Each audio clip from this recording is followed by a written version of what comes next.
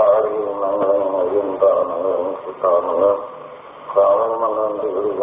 श्रावण चतारी नुतमा पर्यंतानुतमा श्रावण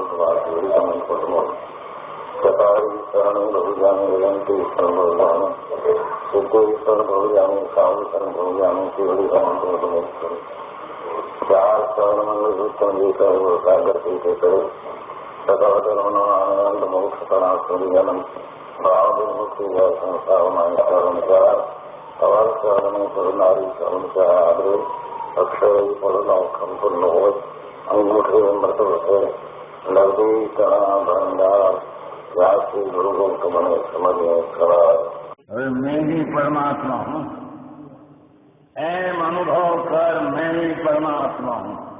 विराट सर्वज्ञ देवी महिमा त्रिलोकनाथ परमात्मा तो इंद्रनी उपस्थितिना समोषणમાં લાખો કરોડો દેવોની હાજરીમાં ભગવાનની માળીમાં આવ્યો। હું પરમાત્મા છો એમ નક્કી કર, હું કરો એમ નક્કી કર। ઓહો ભગવાન પણ તમે પરમાત્મા છો એટલું તો નક્કી કરવા દો।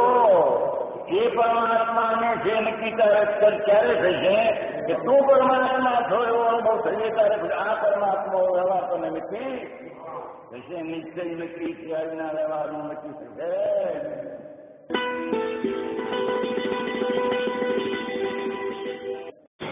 चत्तारी मंगलम अरिहंता मंगलम सिद्धा मंगलम साहू मंगलम केवली पनत्तो धमो मंगलम।